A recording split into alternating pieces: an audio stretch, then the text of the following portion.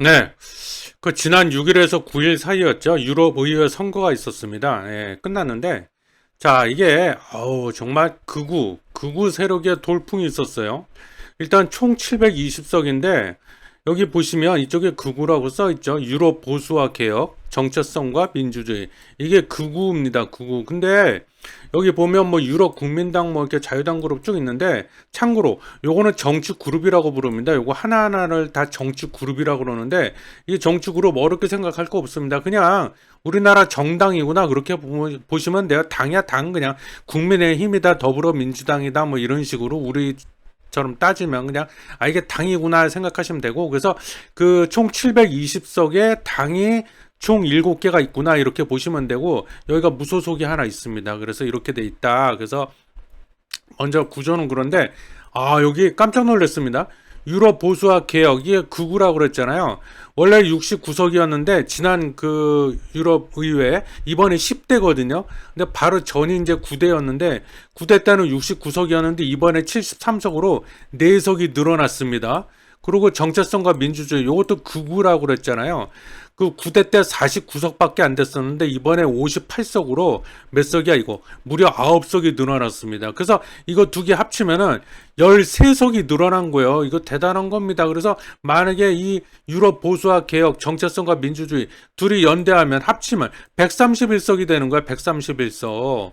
그리고 이것뿐만이 아니라 이 헝가리의 극우 정당 피데스라고 있는데 여기는 11석 차지할 것으로 예상이 된다고 합니다. 그리고 독일의 극우 정당 아시는 분 아시죠? 독일 대한당 15석 차지할 것으로 예상이 돼요.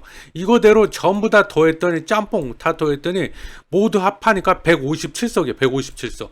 야, 지금 이번에 제1당이 유럽 국민당이거든요. EPP 185석인데 여기에는 못 미치죠. 근데 그리고 제2당이 중도 좌파 성향의 사회민주진보 동맹 여기인데 이거는 뛰어넘어요. 이거 137석밖에 안 되잖아. 얘네는 다 합치면 157석. 물론 다 합쳤을 때 얘기하는 건데 야, 그렇습니다. 어쨌든 그렇고 그래서 지금 깜짝 놀랐다. 구구가 이번에 굉장한 대약진을 보여줬습니다. 그리고 자, 참고로 현재 이제 제1당이 유럽 국민당. 이거는 9대 때도 제1당이었어요. 근데 제1당을 이번에도 유지하게 된 거고 제2당 사회민주 진보동맹이고 제3당이 중도 좌파 성향의 자유당 그룹이 되는 겁니다. 이렇게 좀 선거 결과가 나왔고 여기서 눈에 띄는 거 구구다 구구.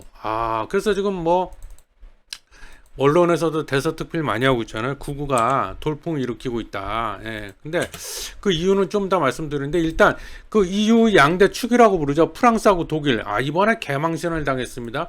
특히 마크롱 대통령, 제가 그냥 재미로 마카롱 대통령이라고 부르는데 이 양반 마크롱 대통령 지지율이 이번에 얼마나 왔냐? 극우 정당 지지율의 절반에도 못 미쳤어. 이게 뭡니까? 이게 무슨 개망신 개쪽입니까? 이게 마이크 대통령이 르네상스당 소속이잖아요. 득표율이 몇 프로냐? 14.6%가 나왔어요. 이게 뭔 개쪽이야.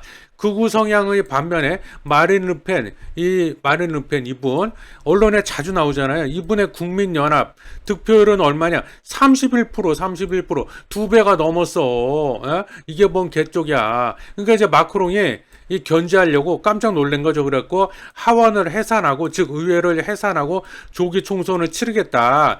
이번 달 30일로 뭐 얘기한 것 같은데 이렇게 선언을 했습니다. 예. 이 말은 막 하원이 577명인데 이걸 다시 뽑겠다는 얘기예요. 2022년도에 선출된 임기 5년짜리 의회를 2년 만에 올해 2024년이니까 2년 만이잖아요. 2년 만에 해산을 다 시켜버리고 의회를 다시 구성하겠다는 소리예요. 이건 제가 봤을 때 이거 도박입니다. 도박. 마크롱이 미친 것 같아. 이거 도박 거는 거야. 자기 정치 생명을 걸고 도박하는 겁니다. 그 이면에는 왜 이러겠어요? 막 이제 마린 르펜이 자꾸 떠오르니까 이게 이제 죽이려고 그러는 거죠. 아예 죽이려고 정치 생명 끝내게 하려고 죽이려고 그러는 건데 이거 아니다. 도박 거는 거야. 도박 미친 짓이다. 그래서 마크롱의 시커먼 속내가 의도가 뭐냐? 조기 총선을 통해 갖고 재신임도 묻고 동시에 인지도가 아주 높은 현역 의원, 지명도 높은 이런 현역 의원들을 쭉 앞세워 가지고 르펜의 돌풍을 잠재우겠다 이런 시커먼 속내인데 이거 왜 제가 도박이라고 하냐. 그러나 지금 현재 하원 577석이라고 그랬잖아요. 근데 이 중에 88석을 누가 갖고 있냐? 국민연합이 갖고 있습니다. 국민연합. 마린 르펜의 국민연합. 이게 제1야당인데 이거 조기 총선 했는데 만약에 여기서 다수당이 되는 날이면 이 프랑스는 뭐 아시는 분 아시겠지만 이원 집정부제를 최초로 채택한 나라인데 여기서 동고정부가 되는 거야. 이제 프랑스에서 동고정부가 되는 겁니다. 참고로 이원 집정부제가 뭐예요? 우리 학교 다닐 때 다 배웠는데 대통령제하고 이원 내각제를 뒤 섞어놓은 거예요. 장점만을 섞어놓은 겁니다. 그래서 바꿔 말하면 권력을 대통령과 총리가 나눠 가진 형태가 되는 거예요. 그래서 이거 우리가 다른 말로 분권형 대통령제다 이렇게 얘기하는데 이 이원 집정부제도 나라마다 약간 독특하게 구조가 나라마다 조금씩 다 다릅니다. 우리는 대통령제잖아요. 그래서 모든 권력이 대통령한테 다 집중돼 있잖아요. 근데 이원 집정부제 분권형 대통령제에서는 권력을 나눈다 그래갖고 대통령하고 총리가 나눠 가진 형태가 되는 거예요. 그래서 여기서 이제 이거 잘못하다 동고정부 나옵니다. 그래서 또 동고정부가 뭐냐 또 생소하실까봐 이거 마카롱이 도박하는 거라고 제가 자꾸 얘기하는 이유. 그래서 이따 여기 제가 왜 도박하는 거라고 그러냐면요. 동고정부에서 대통령은요. 힘이 그렇게 별로 없습니다. 그래서 그러는 거야. 그러니까 마크롱 대통령 입장에서는 힘이 예전만 못해지는 겁니다. 어떻게 보면 총리가 힘이 더 세지는 거예요. 그래서 동고정부 상황에서 실질적인 행정부의 수반은 의회의 신임을 받은 총리가 되는 겁니다. 대통령은 직선제로 국민이 뽑지만 총리는 의회가 뽑거든요. 그래서 여기 의회 내의 다수파에 대해서 강한 장악력을 가진 대통령은 행정에서도 자신이 원하는 대로 무리 없이 권한을 행사할 수 있지만 예전에 드골 대통령이 그랬잖아요. 그렇지 못한 대통령의 경우에는 권한이 약해질 수밖에 없다. 예? 그래서 여기 보면 아까 그랬잖아요. 다시 보면은 제가 뭐라고 그랬어요? 여기 지금 하원이 총 577석 중에 88석을 차지한 게 국민연합인데 물론 여기서 이제 조기 총선 치르면 이게 변동사항이 생길 수 있겠죠. 근데 조기 총선을 치러 갖고 국민연합이 다수당이 되는 날이면 대통령은 힘이 없어진다는 거야. 동고정부가 되면서 그걸 얘기하는 거예요. 그래서 어떻게 보면은 마크롱이 도박을 하고 있는 거다 지금 그 얘기를 하고 있는 겁니다 지금. 그래서 여기 보면은 특히 대통령과 다른 정당 정파에서 의회 다수를 장악하여 그죠? 아까 제가 가정을 그렇게 걸었잖아요. 마린 르펜이 만약에 다수당이 돼버리면 총리를 배출하는 동고정부 상황에서 대통령은 힘이 없어진다. 예. 그래서 도박을 걸고 있는 거다. 그 얘기를 드리는 거고. 그리고 여기 보면은 제가 사진을 하나 준비했는데 이 사람이 잘생겼습니다. 잘생겼죠? 조르당 바르델라라고 마린 르펜이 만든 국민연합 극우 정당 국민연합의 대표입니다. 대표. 나이도 어려요. 만으로 28밖에 안 됐습니다. 20대. 잘생겼잖아요. 예.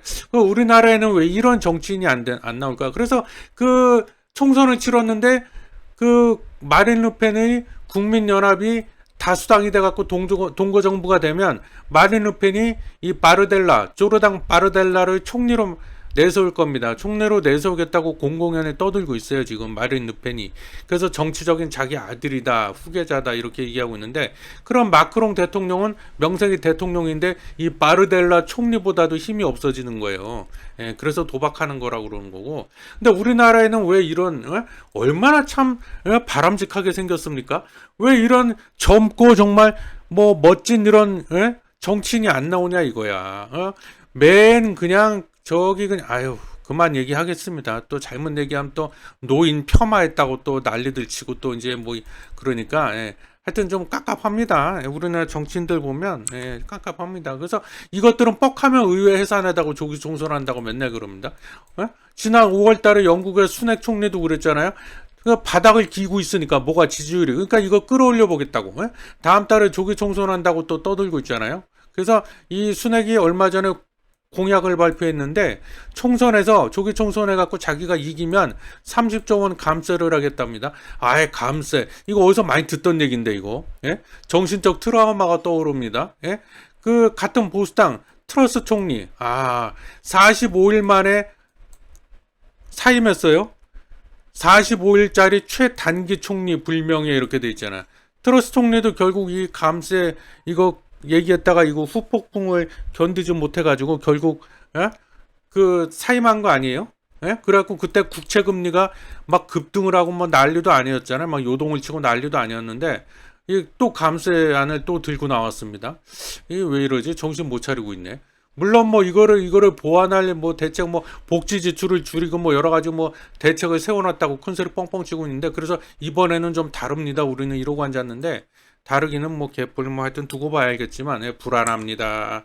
그래서 극우가 이번에 의회 선거에서 돌풍을 일으키니까 정치적인 불안이 야기되지 않겠냐 그래갖고 달러 대비 유로화 가치가 약 2, 3일 동안 폭락을 했어요. 그래서 이게 6월 11일 그 1.0718달러까지 쭉 폭락을 했습니다. 물론 지금은 다행히 좀 회복을 했는데 그리고 저기 뭐야 파운드 대비 유로화 가치도 한 3, 4일 동안 폭락을 했었습니다. 여기 파운드 대비 유로화 가치 이것도 6월 11일 전후해 가지고 여기 10일, 11일 그래갖고 쭉 폭락을 했죠. 0.8417 파운드까지 쭉 내려갔습니다. 물론 이제 그 뒤에는 좀 회복을 했는데 다행히 예, 뭐 이런 일도 있었고 예, 그렇습니다. 그리고 이제 설상가상으로 프랑스 같은 경우에는 S&P 아시죠? 스탠다드 앤 푸어스 3대 신용평가사잖아요. 11년 만에 프랑스의 국가 신용등급을 강등을 시켜버렸습니다. 그 이유 얘네가 내세우는 이유는 과도한 재정 적자고 낮은 성장률로 AA에서 AA죠. AA 마이너스로 강등을 시켜버렸습니다. 예, 뭐 프랑스 얘기하는 거야. 프랑스가 이런 일도 있고. 예? 그리고 아까 그 마크롱이 여러 가지 뭐 조력 그 사망이네 뭐네 해가지고 그 뭐 개혁한다고 개혁법안 만들어갖고 밀어붙이고 그러고 있었잖아요. 근데 의회 해산하고 조기 총선한다고 그러는 바람에 의회가 해산이 돼 버렸잖아요. 그러니까 그것도 다 올스톱 된 거예요 지금. 예. 뭐 그런 상태고 두 번째 독일로 가보겠습니다. 독일이라고 똑같아. 아까 얘기했죠. EU의 양대축 엄마 아빠 프랑스하고 독일. 프랑스가 적골이 났는데 독일이라고 하면 안 그러겠어요? 숄츠 총리죠. 숄츠의 사회민주당 이거 중도 좌파 성향이잖아요. 사회민주당 득표율을 보니까 13.9%로 3위를 기록했습니다. 예, 제3당으로 전락을 해버렸어요. 집권정당인데 예, 연정 파트너인 녹색당 자유민주당 득표율도 크게 떨어졌습니다. 뭐 당연하지 않겠어요? 반면에 극우 성향의 독일을 위한 대한당 흔히 독일 대한당이라고 부르는데 요거 득표율은 15.9%로 2%포인트가 더 많습니다. 그래서 이건 2등 기록 제2당으로 빠밤 등극을 했습니다. 이러면 예? 아니 그래도 명색이 집권 정당인데 제3당이 돼버렸어. 얘는 제2당이 돼버렸고 이러면 숄츠의 입지는 점점 좁아지겠죠. 그럼 리더십을 발휘할 수 있겠어요? 이거 제가 보기에 결국 연정은 붕괴될 것이다. 참고로 득표율 1위는 어디냐? 유럽 의회 EPP 아까 그 정치그룹 있었잖아요. 제일 먼저 7개 정치그룹이 있다고 그랬잖아요. 그 중에 하나 제1당을 유지하게 된 이번에 EPP 소속인 기민당 기사당 연합이 득표율 1위를 차지했습니다. 그래서 지금 기민당 기사당 연합은 아주 살판 나갔고 기세 등등 3인당 연정을 상대로 조기 총선 압박에 들어갔습니다. 니네도 의회 해산하고 빨리 조기 총선해 이렇게 프랑스처럼 그렇게 하란 말이야 이러고 있다. 그래서 프랑스하고 독일이 아예 개쪽을 당했다 지금. 예? 큰일 났다. 세 번째 이탈리아는 어떨까요? 이탈리아의 총리는 멜로니잖아요. 조르지 멜로니. 제가 장난으로 뭐 멜로디 총리라고 부르는데 신났습니다. 예. 이분 40대인가 그렇죠. 나이가 젊죠. 이분이 이끄는 이탈리아의 형제들 득표율을 보면 29%를 얻었습니다. 거의 30% 그래서 1위. 그래서 이번에 그 유럽 의회 10대 선거에서 가장 떠오르는 라이징 스타는 이탈리아의 조르지 멜로니 총리하고 프랑스의 마린 르펜이 아니냐 저는 그렇게 봅니다. 가장 큰 최대 승자다. 자, 네 번째 스페인은 또 어떨까요? 스페인은 강경 우파와 극우 정당이 각각 제2, 제3의 정당이 됐습니다. 스페인도 이렇게 됐어요. 스페인도. 그러면 이제 일단 뭐 아까 프랑스, 독일, 이탈리아, 스페인 이렇게 좀 살펴봤는데 특히 프랑스하고 독일 그 극우가 돌풍을 일으키다시피 했다고 그랬는데 자 그럼 왜 이렇게 극우가 지금 약진의 배경 원래 유럽 의회 선거는요 사람들이 관심이 없었어요. 언론에서도 별반 관심을 안 보였었습니다. 뭐 그 관심 가질 만한 게 뭐가 있어 그게 근데 이번에 10대 유럽 의회 선거에는 좀 관심이 많잖아요. 그거는 왜 그러냐면 극우 세력 정당들이 뜻밖의 돌풍 대약진을 일으켰기 때문에 그런 거예요. 그러니까 이거 봐라 그래가지고 관심이 이번에 많이 갔던 겁니다. 그럼 이번에 극우들이 왜 이렇게 약진한 거냐? 배경이 뭐냐? 원인이 뭐냐? 아니 뭐가 있겠어? 먹고 살기 힘들어졌다는 거예요. 그만큼 유럽이 먹고 살기 힘드니까 원래 그래요. 동서고금 막론하고 먹고 살기 힘들면 남 탓부터 하는 거예요. 그러니까 화풀이 대상을 필요하는 거예요. 화풀이 대상이 필요한 거야. 막 찾는 거예요. 이게 다 저 인간 때문이야. 저 인간이 일자리고 뭐고 다 뺏어가네. 특히 경제난은 이민자 탓으로 돌리죠. 일자리 저것들이 다 빼앗아가네. 그래서 내가 일할 자리가 없네. 일자리가 없어지네. 그러니까는 이제 적대시하는 거죠. 그래서 이 정치꾼들이요, 이걸 또 교묘하게 요 심리를 파고들어서 교묘하게 아주 능수능란하게 이용하고 또 선동을 합니다. 브렉시트 때도, 그 브렉시트 때도 발단 시초는 뭐였어요? 그랬잖아요. 데이빗 캐머런 총리가 그 당시에 여러분의 일자리를 이민자들이 다 빼앗아 갑니다. 그래서 우리는 유로존 탈퇴해야 됩니다. 유로존이니까 영내가 돼버리다 보니까는 다른 나라에서 우리나라 영국으로 다 넘어옵니다. 같은 그 유로존이니까 넘어오기가 얼마나 쉬워. 그러니까는 우리 일자리 다 뺏어갑니다, 여러분. 그래서 우리가 여기로 빠져야 됩니다. 즉 브렉시트 해야 됩니다. 탈퇴해야 됩니다. 막 그래갖고 국민투표 붙이고 막 선동했잖아요. 똑같은 거예요. 그래서 경제난에 닥치면 우파가 득세를 하는 법이에요. 원래 동서고금 막론하고. 근데 이 영국이 웃긴 게요. 그래서 브렉시트 했잖아요. 근데 브렉시트 하고 나니까 잘 삽니까? 개뿔 뭘 잘 살아? 여전히 못 살고 힘들지. 그러니까 어떻게 보면 브렉시트 하기 전보다 더 힘들어지니까 요즘엔 또 하여튼 말도 잘 만들어내. 브레그렛. 예? 이게 그렛이 뭐야? 리그렛. 영어로 리그렛. 후회하다. 그거하고 이거 영국이랑 합성해 놓은 거야. 그래서 브렉시트하고 합성해 놓은 거. 브렉시트를 후회하다. 브레그렛. 이 말이 또 뜨고 있대요, 요즘. 그래서 그 노동당이 그런 데잖아요. 노동당이 조기 총선 아까 한다고 순핵이 그랬잖아요. 조기 총선에서 만약에 노동당이 승리하면 재협상 우리가 유로존에 재가입 다시 가입하는 것에 대해서 다시 한번 협상을 하겠다고 또 약속을 하고 막 이러고 지금 그런 얘기 나오고 있어요. 노동당이 그렇게 하겠다고. 이게 뭐 하는 겁니까? 이게 지금 장난해? 예? 여기에다가 또 우크라이나 전쟁이 지금 몇 년째 하고 있습니까? 금방 끝날 줄 알았는데 그러니까는 이것들의 영향으로 민족주의가 고조가 되어 있죠. 민족주의가 뭐예요? 어려울 거 없어. 굉장히 배타적이잖아. 이거는 우리 민족이 최고야. 그래서 우리끼리 잘 먹고 잘 살자 그냥 이거예요. 그리고 고물가로 인한 경제 난동으로 인해서 자국 우선주의, 유럽의 대통합? 몰라 나 그런 거 몰라 이제. 그러면서 이런 거는 뭐 최우선순위가 아니고 우리나라부터 우리 자국 우선주의, 우리부터 잘 먹고 잘 살아야 돼. 이게 판을 치고 있는 거예요. 그러니까 극우 세력들이 내세우고 있는 게 이런 거잖아. 이러다 보니까 이게 지금 먹혀들고 있는 겁니다. 그래서 이번에 유럽 의회 선거에서 대약진을 보여준 거예요. 극우 정당들이. 배경은 이런 거예요. 먹고 살기가 힘드니까. 먹고 살기 힘들잖아요. 지금 물가도 높고 이런 거야. 그래서 이게 지금 뜨고 있는 거고 먹히는 겁니다. 지금. 오죽하면 유럽의 병자가 됐다고 그러잖아요. 지금 독일이. 자, 앞으로 그러면 이게 유럽 의회가 뭐예요? 입법부잖아요. 입법부에 물론 뭐 극우 세력들이 입법부를 유럽 의회를 장악했다 이렇게 말할 수는 없어요. 하지만 영향력은 예전보단 영향력은 더 강해진 건 맞다. 그럼 앞으로 이제 어떻게 되겠냐? 이거는 제가 강조하고 싶은 거는 100%란 게 어디 있습니까? 꼭 그렇게 될 거란 뜻은 아니에요. 확률적으로 높아진다. 이렇게 될 확률이 매우 높다. 그 얘기를 드리고 싶은 거고요. 약 4가지 정도 말씀드리겠습니다. 첫 번째, 이민, 난민에 대한 규제는 더 강화될 확률이 매우 높다. 그 수단으로 국경 통제를 더 강화하고 불법 이주자를 강하게 단속할 확률이 매우 높다. 난민 수용 관련해서 대립했던 프랑스하고 이탈리아하고 입장이 다르다 보니까 서로 막 싸우고 대립했었잖아요. 근데 이제 이게 생각이 같아지는 거야. 그러다 보니까 규제하는 쪽으로 서로 협력할 확률이 매우 높다. 그동안 난민을 가장 많이 받아온 독일은 그럼 어떻게 될까요? 난민 이제 안 받겠죠. 받아도 쥐꼬리만큼 받겠죠. 그래서 받는 양을 급격히 줄이거나 안 받을 확률이 매우 높다. 이러면 이제 다른 26개 이후 회원국들과 갈등이 생길 확률이 매우 높다. 왜? 다른 회원국들 입장에서는 그동안 독일이 제일 많이 받아줘갖고 저쪽으로다가 다 떠넘겼었는데 독일이 이제 안 받아준대. 아이씨, 그럼 우리도 좀 받아야 되나? 또 일부는 이렇게 되면서 이제 부담이 되니까는 싫어하겠죠. 다른 회원국들은. 야, 니네 하던 대로 해. 뭐 이러면서 계속 떠넘기고 싶은데 안 받겠다고 하니까 갈등이 생기겠죠. 이제 싸우겠죠.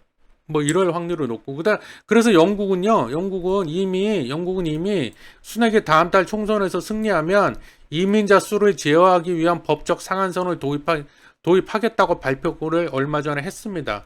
그리고 이거 아시는 분 아시죠? 루안다 플랜 추진 중에 있잖아요.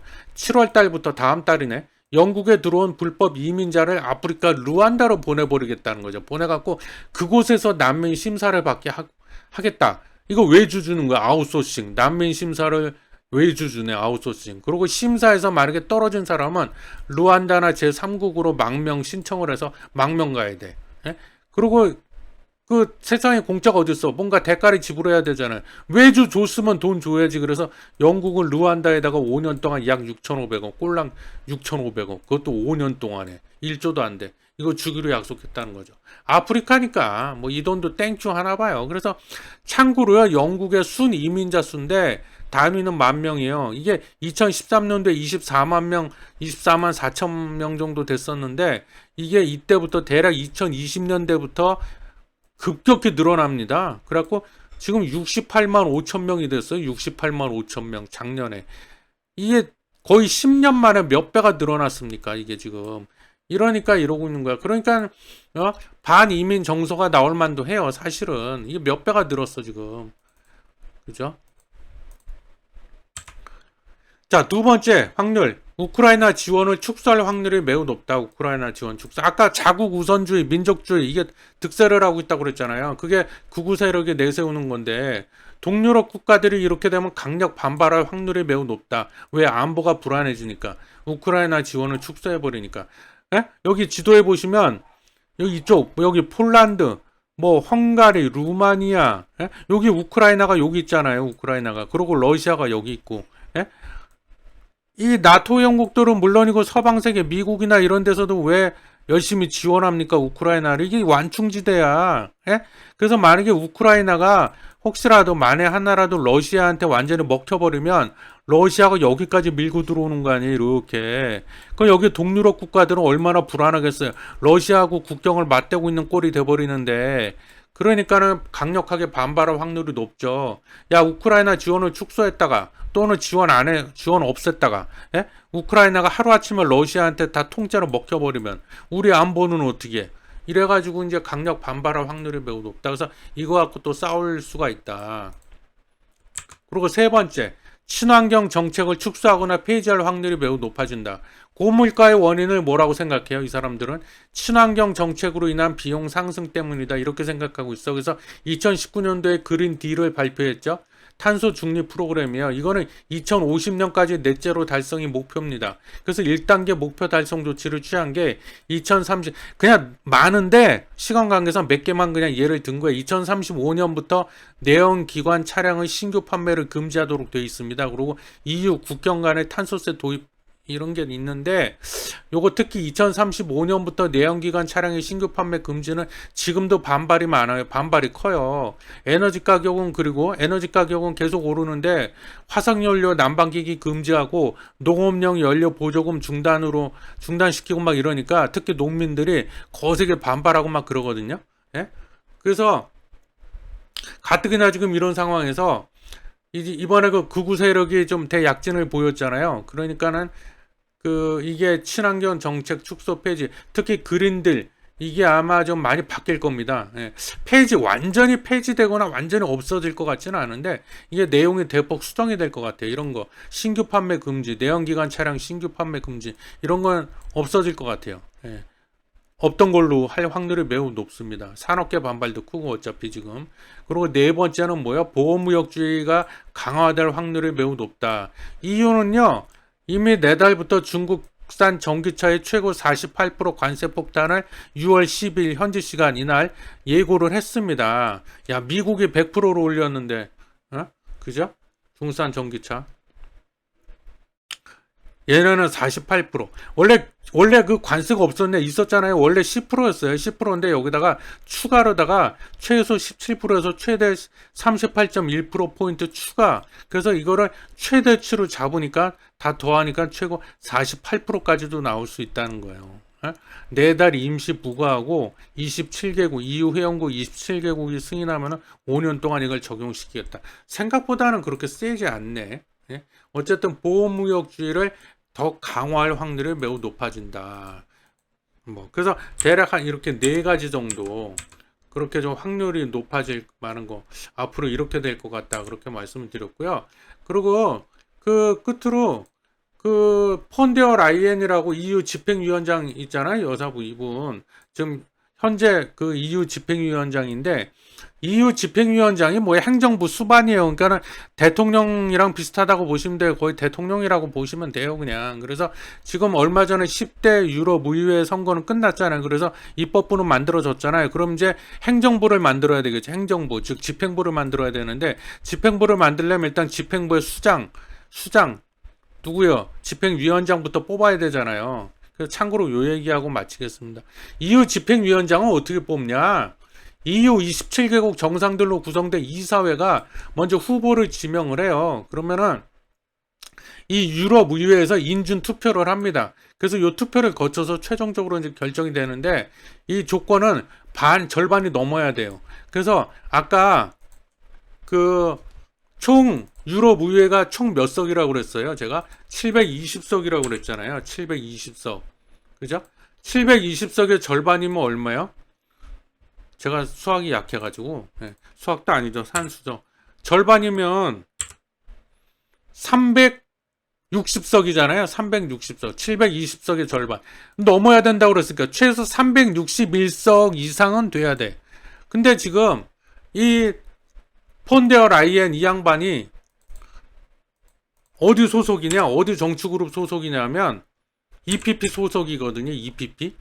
일당을 이번에 유지하게 된 EPP 여기 소속. 근데 이게 185석밖에 안 돼. 그러니까 361석이 넘어야 되는데 이상은 돼야 되는데 모질하잖아요, 지금. 그럼 어떻게 돼요?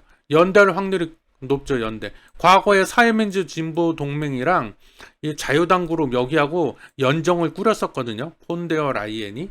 그러니까 아무래도 연정을 꾸렸던 경험이 있으니까는 여기하고 연대를 하겠죠. 그래서 이거 다 합치면은 과반이 넘죠. 충분히 절반은 넘어갈 수 있다는 거죠. 그죠? 맞나? 절반은 넘을 수 있거든요.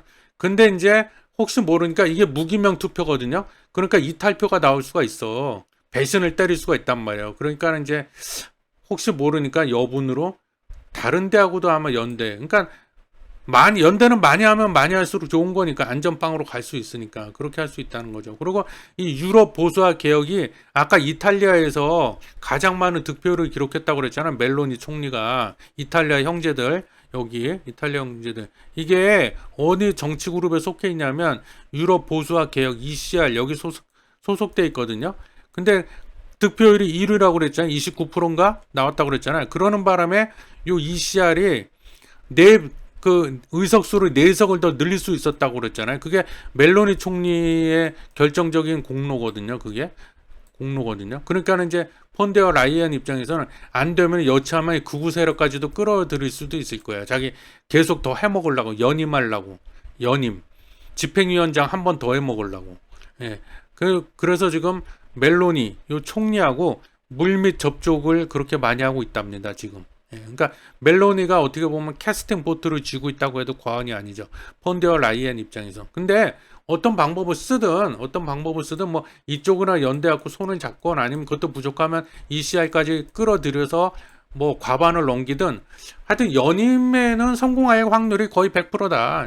그래서 다음 EU 집행위원장도 폰데어 라이엔이 될 확률이 매우 높다. 한 번 더 해먹을 수 있을 것 같다. 그 말씀 드리면서 뭐 아닐 수도 있는데 거의 그럴 확률이 높아요. 그래서 그 이번에 10대 그 유럽 의회 선거 결과에 대해서 나름대로 좀 말씀을 드려봤습니다. 시청해 주셔서 감사합니다.